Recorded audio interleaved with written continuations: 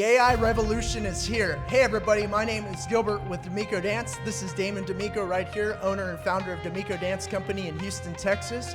Thank you so much for watching all of our episodes up until this point. And today we're discussing how artificial intelligence, AI, is impacting dance, marketing, business strategy, and next year, 2026.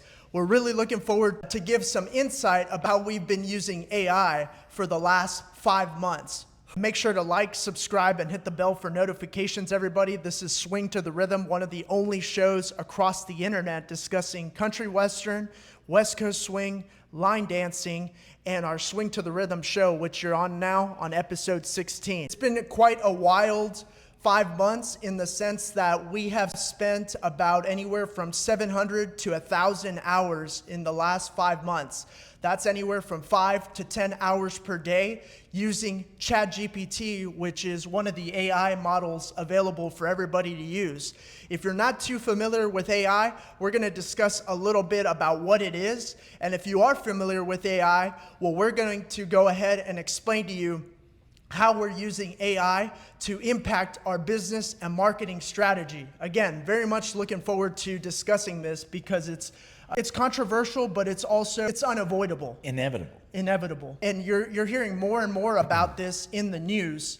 And Damon and I, we weren't really sure how to use it, what it was. And over the course of the last 5 months, again, we spent about 700 to 1,000 hours in ChatGPT. Just take a couple of seconds to think about that. 700 to 1,000 hours using ChatGPT. It's been remarkable.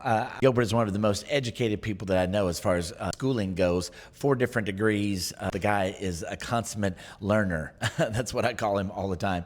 And it's just really impressive what you've done and the collection of information that you have. And I remember not long after we got started on our journey and realized the potential, because I had dabbled with ChatGPT. I'd been like, what's the best place to eat in Houston? I mean, because it was so surface, right? And it was like, wow, this is so much better than Google, because the answers were just better and it was more informative, whatever. And of course, it takes you down the rabbit hole. And the face you made, I remember the day that you looked at me and you were like, dude, you were like, this is unbelievable. This is the most profound source of information that you'd ever seen. Ever. And, because I'm self-employed my whole life, started teaching dance early. I did not end up going to college. Oftentimes I regretted, that I didn't go to college. And then other times I'm like, why am I regretting that? And I've embraced that more and more over the course of my life and my business because I've been self-employed. And I'm like, you know what? I made out good. I'm blessed. I made out really, really well for not going to college. And of course, my kids, they're like, oh, well, you didn't go to school. And I'm like, well, if you can bust it like I did and you can be an entrepreneur and do that, well, more power to you, because it's certainly a career path. But AI is a game changer, and it levels the playing field for just about anybody out there. If you can read and you're inquisitive and you're a researcher and you want to know more, the answers are there. And so that day I remember you were like, dude, and I was like, dude, and we kind of took off from there and realized its potential and how much it was going to help our business, and it has. It really, really guided us well. It really has. And I appreciate those compliments because, yes, I do have 2 master's degrees, but one thing that school did not teach me is how to sell. It did not teach me about finance, and it did not really teach me about entrepreneurship. My parents, they're entrepreneurs. I have these individuals in my life that have their own businesses. Like Damon said, every day they go out there into the marketplace and they make a living. And the great thing about Damon, working with Damon, is that he's an expert at sales. And I have a background in marketing. And so the fact that we have overlap, that really strengthened our skill sets, the marketing certainly. And the sales. Oh, yeah. And again, I have 2 master's degrees, one in engineering and one in marketing, but they never taught me anything about how to sell. I learned that at working at a bank, and I learned that working at a credit union. Let's clear up a couple of misconceptions here about AI. Let's do it. We are talking about how it's truly transformational and groundbreaking, which I agree. But a lot of people will have a sentiment thinking that AI is going to do everything for you. And that's one common misconception that AI is just going to do everything for me. Right, and we found out right away that it's going to do a whole lot, but it has a lot to do with a user. You have to become better at using AI or you're not going to reach its potential. And I don't even know if you can reach its potential. We're going to push those boundaries. We're going to try. Very hard to do that within our own business. And then the flip side of that conversation, because I talk to people about using AI on the regular, and so many people are so scared of it that they think it's overwhelming. And so they don't dabble in it at all. So you hear the part where it's going to do everything. Luckily for us being in the dance business, AI is not going to take over teaching dance. So there's some things out there. Automation, Amazon, didn't they just recently say they were going to let go of 600,000 employees over the course of the next 6 years? Because everything has become automated. And AI, artificial intelligence is going to be doing that. And again, so that's on that side of that conversation. The other side is, I don't want to mess with that. It was kind of scary. I remember being kind of scared of it. I remember the first conversation that I had with someone about it, and they told me what it was doing. I didn't even understand. I'm like, what are you even saying? You mean like Google? No, not like Google. This is what it does. And I was like, no way. And even then, when they explained it to me, now I realize they didn't know anything about it either, but they knew more than me. And so we're so deep in it now, that it's very crazy how far we've come in the last 5 months. So we're really proud about our first book that came out. Our second book is on the way. This one is a little bit more about the history and the future of West Coast swing and our take on it, along with some other great factoids about dancing and how good it is for your person, and your brain, and your body. We have another book coming out that's more of a technical guide for West Coast swing with the terms and also with links to videos for each of those. But Swing to the Rhythm was our first book that we're very proud about. It is now available in paperback on Amazon. Those were two common misconceptions that Damon mentioned, is that it's going to do everything for you and also that it's overwhelming. And we want to address those in more detail. But I think one thing we should back up just a little bit, because we didn't really explain what AI is. And I know earlier on in the episode, we did say AI, artificial intelligence, ChatGPT, right, all these buzzwords. Here's what I tell people when they ask me, well, tell me more. It is the best business coach and the best assistant you will ever have in your life. There's not a human that can keep up. It's not even possible. You know what I mean? So it is the best business coach and assistant that I think that's probably the best way to describe it. Of course, if you know anything about it at all, you already know that it's a huge resource, and anything that's been online is available. So anytime you search for something, it's a collective of all of the information on that topic that's been online, which is just unbelievable. I mean, when you think about the amount of information that is. A couple of tips. And, when we were talking about doing this, and this is somewhat dance related, today's episode is really more about the dance business and less about teaching, because we think in our space, because we are obviously online a lot. You can't open Facebook without seeing us these days, largely because of Gilbert's efforts in collecting all of the footage. All these years we've been doing video footage of our dancing, our teaching, this. So we've got this unbelievable library, and now Gilbert has done just a fantastic job of putting that content out there. Some of it older, some of it newer, but all still very relevant. And so we decided when we talked about doing this episode that we were willing to go, hey, we've got a lot of dance friends out there, independents. We have people that reach out to us from the chain studio that compliment us on our traction online for our dance business, and we're really killing it. And so we decided we're going to go ahead and give you some of the secrets. That's what we decided. It's up to you whether you're going to do the work or not, if you're an independent teacher out there or if you're a studio instructor out there. But we're going to give you some of the insights as to what it is we're doing and why it's working, and that you can do the same thing if you have the fortitude to stick with it. And so that's kind of what this episode is about. Yeah, great explanation. And going back to what Damon mentioned about AI, I like to describe it as the smartest person you know times 10, or maybe even right, or maybe even times 50. That is how incredibly powerful this technology is. And I went through the social media revolution. I went through the smartphone revolution. I went through the internet. I went through video games in the 90s and computers in the 90s.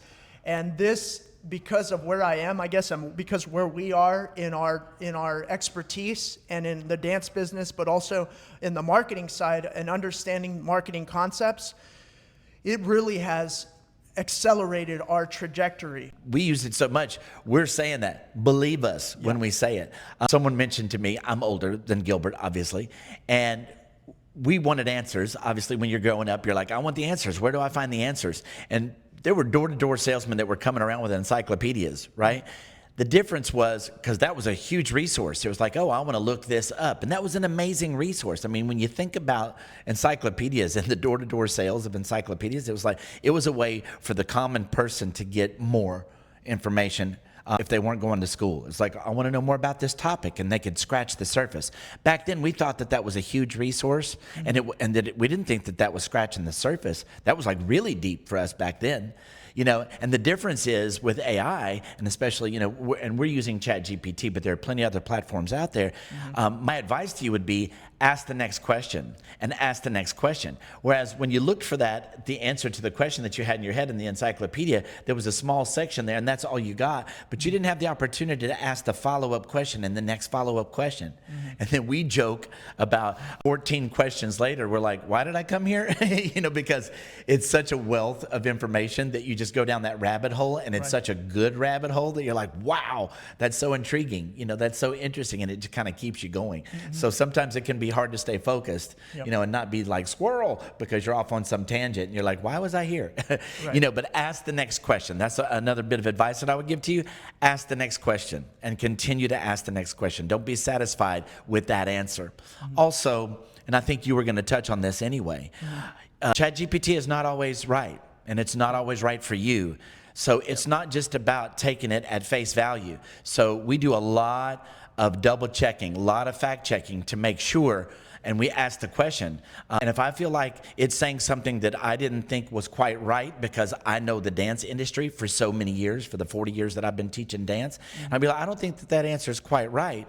Well, I'll say that. Another tip, talk to it like it's a person. Talk to it like it's the person in front of you. Don't talk to it like it's a robot, acting like it's different. Just go ahead and talk to it like it's a person. You know what I mean? And so asking, hey, this is what I thought about this topic, and this is what you're saying. Could you explain that to me? And many, many times it's come back and said, didn't say this, but basically, after further review, you're right. As I look into that deeper, what you're saying is accurate as well. Here's where it differs from my first answer. Talk about being unreal, that it recognizes, my input as someone who's an expert in my field, and then turns around and gives me an answer that talks about why it answered the way it did, and how what I had to say is valid too, and how the two pair together, and even how I may be misunderstanding what I thought I understood. Back to the misconceptions, thinking it's going to do everything for us. That's kind of touching upon that first misconception. Thinking that it's going to be right 100% of the time, thinking that it's going to create every single thing that you need and you don't have to verify, or that you don't have to go back there and read it and check and double check and triple check. And so the power from it is the depth of knowledge that it has, but also, as Damon pointed out, the power from it is that you can speak to like a coach. You could speak to like a student. You could speak to like a professional. You could speak to like a friend. It will adjust. And it takes that information and then turns around and uses the information that you give it to answer other people's questions on the topic. So it's constantly learning. It's not just a resource for you. You're also a resource for AI, for sure. Yeah, and let's talk a little bit more about thinking. So the two misconceptions, thinking it's going to do everything for you, and the overwhelming part. What else comes to mind on those two misconceptions? As far as it doing everything for you goes, and how we just mentioned fact checking, and making sure, that it's the answer that you want. What comes to mind are the different apps that we're using with our business, because we're using several different platforms, several different apps congruently to make our business work, to make the marketing work for our business. And you and I have both experienced that we will say something about a particular platform, say it's Opus Clip, or say it's Thinkific or Linktree or whatever. It's a great resource for asking, you do it a lot, we're using Linktree. What's the best way to do this within Linktree? What's the best way to pair these other apps that we're using with this, and it gives us a workflow of that. And oftentimes we run into snags. The troubleshoot, if you're not a patient person, you don't be an entrepreneur. Yeah, don't do it. If you're not a patient person, because it's taught me patience a great deal, because we're hitting snags the whole way. What seems like it's going to take an hour can take 2 days, and we've had that happen to us. What ChatGPT and AI has been good for us is that it knows about each of these platforms, and it has a great depth of knowledge of each of the platforms. But if you take screenshots of, oh, here's the menu that I'm at. I'm trying to get this one thing accomplished and it's not working. These are my options. So we'll screenshot a particular set of page or whatever of the settings of a particular app, and we'll ask it, what do we do here? And sometimes it'll have different words. So what it says or in the settings don't align with the actual. And so the screenshot helps, because it'll give us slightly wrong information as to how it works. But then if you're willing to go back and forth with it a bunch of times, ask the question, say, well, this is the dead end that I run into. It'll say something like, I see why you're running into that snag, and here's why. It looks like you're at the last version of that software, or you're at the newest version of that software, and now that you've brought that to my attention, here's what you're going to see instead. You know, and it's going to get you to the right answer. But it took the two of us, or whoever's dealing with it. It took you as the consumer and AI to get to the actual answer that you needed. Right. And that's important because, as Damon said, if you don't have the patience to problem solve and troubleshoot this stuff, it's easy to say, I give up. Right. And if you give up, well, depending on what you're trying to accomplish, if you're trying to grow the sales of your company, or if you're trying to hire the right employee, or if you're trying to create a new website, or if you're trying to implement a new marketing system and you hit a block, which it's going to happen, it's going to prevent you from successfully accomplishing what you want to do. Yeah. It'll get you there, it'll get you close, but it won't get you there. And that, don't give up. And that one task could be the stepping stone to greatness for you and your business. Really, don't give up. Let it teach you patience. That's not what it's necessarily designed to do, but that is what it's going to do. Let it teach you patience. It's a blessing in disguise, like they like to say, because that's more of the, you know, byproduct. The byproduct. Yeah. Right. Yeah, that's a great way to phrase that. Yeah. And then what about the overwhelmingness of it? I would just say that there's nothing to be scared of. Again, I'm older. So the first day that we got computers at my school, I believe it was 10th grade. 9th or 10th grade was the first time going to school in the country in Arkansas. Each class took a field trip into that computer science class to look at the machine. And it was like, don't press a key on that computer. It might blow up and kill all of us. You know, so it was like, it was so wild. We were afraid to like touch the keyboard. You know what I mean? And then eventually you're like, whatever. It's the same. It was it's like 1984 or something, where they had the computerized people. That's right, 84. Yep, 84. The book 1984 also, where they have the computerized stuff and the factories and stuff like that. Yeah, that was the year. That was 9th, 10th grade for me. Yeah. And so that's funny. It was press the, don't press it. Don't press the button. It might blow up. And so AI is inevitable. We said that earlier. Yeah. So you can act like you're not going to do it. If you're an entrepreneur and you're not using AI, I'm sorry. It's a mistake. It really is a mistake. You're going to be left in the dust because your competitors are going to use it in whatever capacity. But it is absolutely fantastic for marketing strategy, building sales funnels. It will help you a lot. Something that we did in secret sauce right here. We continually train AI to help us better. So when we change our mind about how we feel about a part of our business, we tell it, we remind it. So I'll go into ChatGPT and I'll say, hey, our schedule is going to stay the same, but this is how we've shifted. We want to move more into the health and wellness space and talk about the benefits of dance on the brain. And so here's this. And I'll just write paragraphs of how I'm feeling. Doesn't even have to be perfect. I'll write paragraphs of how I'm feeling, and then it will say, thanks for the update. I'll keep this in mind for all future communications, because it's going to be saving your communication, each of your threads. You can categorize them, make them as projects, or just keep conversations separate, and then work within those. Another big tip I would say is to try to go back, if you're going to be talking about the same thing, how to market this particular event. Well, just don't do a new chat every time. Go back into that one so that it's storing that within that same conversation. And it helps you go back and be able to look at the previous conversations, the previous graphics it might have done for you, and keeps that clean, that particular thread clean. So I think that's a good tip for people out there using it. But just don't be afraid. Ask the next question and give it a shot. There's a free version. I would say try it out. Use the free version as long as you want. And then you'll realize that if you start really getting into it, which you should, if you really get into it, because you can't do what it does on your own.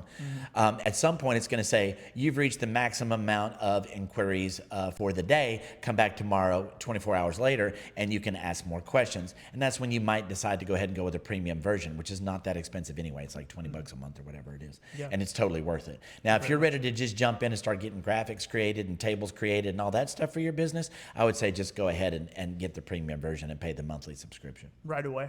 They should be paying us. ChatGPT should be paying us. They really should, because we've used it about 700,000 hours. We could actually not pay it back for what it's given us.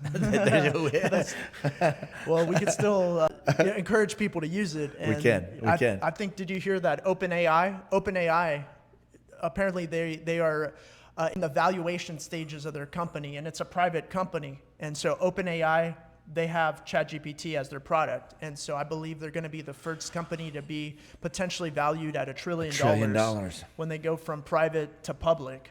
So that's pretty serious. It's amazing. Yeah. Remarkable how they created this. And I don't know the details about which entrepreneur created what part of the program and whatnot, but again, use this technology. Moving on to misconceptions 3 and 4. The third one is that it's going to teach you everything and you'll understand it immediately. And then the fourth misconception is that, tied into the third misconception, that you don't really need to know anything, which both of those are false. So it's not going to teach you everything. You definitely need to read a lot, or you need to have a conversation back and forth. And rather than it being instantaneous that you're going to learn the information, it'll probably take more time than you expected. In going back and forth. Oh, for sure. And then the last one is that whatever you bring to AI, your knowledge, your skill sets, your understanding of things, your questions, what you know, what you don't know, whatever you bring to it, that information, it's pretty much going to work off of the information that you bring it. Right. So if you're limited on the information that you bring it, well, it's going to give you limited information. It's not going to be very helpful in the responses that it gives you. And you're going to feel like that it's not giving you the responses in your fields, in your vernacular, and the more you train it, which is what I said previously, the more you train it, the more it's going to adopt how you feel on certain topics, and it will stay in that vein when it spits out the information. And that's a little bit more personal, but I mean, you need to bring your knowledge. Don't skimp on your knowledge of your business. Make sure that you put everything that you know in there, and the more you put in there, the better it's going to work for you, for sure. And Damon and I were equating this to dance. We spend thousands and thousands of hours studying dance and teaching dance and watching dance videos and shooting dance videos, and we'll go into different events and training students. And so all of that is resourceful, and we can input that into ChatGPT because we have that understanding. Right. And so that's where we excel, because we have the expertise in dance, in West Coast swing, and in country dancing. Right. And in that way, we're training ChatGPT, which then turns around and uses that information that we input for future things for us. When we're asking it to help us create a flyer or a post or a book or a this or a that or video ideas. Oh, it'll say something like, I see you did a video on this, this, and this. It appears that this is missing in your video library. Like, what? Okay, we need to shoot an episode on that. I think we've experienced a lot of crazy and phenomenal moments using ChatGPT. One of the times that I asked it, can you please scan all of YouTube for specific videos, for something in the video? Oh yeah, that's right. I remember. I told it to scan all of YouTube for a specific thing in the video. And it was able to detect language and emotion and facial expressions and words. And it pulled up examples of those videos throughout all of YouTube. And then I had a discussion with it back and forth. Yeah. So if you're looking for, give me a joyful moment in a movie, and give me 10 examples of joyful moments in movies, and then tell me what the reason why these moments are joyful. It will detect the movie dialogue, the movie script, their facial expressions, and then it will give you a summary, and it will post that on ChatGPT. That's how wild that is. Yep. That's wild. And it does it in like 10 seconds. Yeah. And I think that's what scares some people, and we're over the scared part, and we're like, sweet, Right. We're over this. We're done with the scared. We're just not going to be scared. Now, when they start building robots that carry weapons, we're in trouble. Until that time, and I know that some countries are already working on that. I think China just released their first soldier, their first AI soldier, robotic, and that sounds horrible. They call it Skynet. Remember we saw that the other day? YouTube video. They had the nerve to call it Skynet. Yeah, that's okay. What's that a reference to? I don't. You know what it's a reference to, Yeah, don't the you? Terminator. Yeah, okay. I was like, I'm like, Terminator. am I that old? You don't know Terminator? I remember, of course, Arnold. Yeah, so that's crazy. Yeah, so we've covered a lot of information. Again, if this is the first time you're tuning in, we're Gilbert and Damon here with D'Amico Dance Company. To end the episode, knowing the basics of artificial intelligence is important. So how would you compare the basics of dance to the basics of artificial intelligence? I would say, very simply put, it's the groundwork, which is kind of what we've been talking about. In dance, you need to put in the groundwork. It's like without the basics, you can do fancy moves and all that, but it's like Cool Whip on top of bad dessert, right? And so if you don't input the information into an AI software for your business, if you don't put in a lot of your heart and soul into the writings and training it, you're not going to end up getting the answers that you want. So I think it's all about the foundation. Don't skimp on that. If you're going to spend a lot of time training your AI and going back to AI when you feel differently about how things are going. Hey, this is where I think we're going with this. I've had a change of heart. Oh, no problem. And it goes right into changing the direction for you. But it's about the information you put in. So I think it's about the foundation. Yeah, and don't give up on learning. Take your personal time to learn more, because that's another element that we use. We're listening to podcasts, we're listening to YouTube videos. When we think of an idea, we then take that idea and input it into ChatGPT, and then we come back the next day and we use it again, and then I'll go out there and watch another video I hadn't seen, and so it's a back and forth continuous process. Yeah, for sure. And also, as we wrap up here, something in the future, and possibly the near future, we're dance experts. That's what we do. I've done this my entire life. I'm very proud of Gilbert's accomplishments as a dancer, as a teacher. He's my right-hand man, and I would put him up against any instructor in this country for teaching the foundations of multiple styles of dance and beyond, getting someone to be a very successful social dancer. He can do that for you. But what's happened to us in the last 5 months, not that I wasn't already a natural marketer, although I didn't go to school. I've been marketing my own business, D'Amico Dance, forever, and it's the only way that I've built my classes to where they are here in Houston is because I had a basic understanding of how it worked and trial and error and figuring out how to get the message out to people through the different ways that we've been able to do that. And now, of course, with social media and how it became easier to do that, but you still needed to know what to do. We have grown our business organically. We do not boost posts. We do not pay for ads. I think we've paid for 3 ads in 5 years. Yeah. Something like that. It's just something that you don't have to do. I would encourage you not to do that. I would encourage you to use your content more than other people's content. We do a combination of posting other people's content for entertainment purposes, but we post mainly our own teachings, our own methodologies out there, and we're not boosting and we're not paying for ads. And we're proof that what you can do is have social media platforms pay you to put your content out there as compared to the other way around, which is what a lot of people are doing. They're paying these platforms to get their stuff out, and the platforms are paying us. With the information that we've collected over the last 5 months, it is the secret sauce if you're a dancer that wants to become an entrepreneur and actually do this full time, or even if you're a chain studio out there and you're looking for ways to better your business. We have become dance marketing experts. That's what we are. If you can't tell, just check out any of our platforms, and our numbers are skyrocketing. We're on target for the end of the weekend to reach 100,000 subscribers this weekend.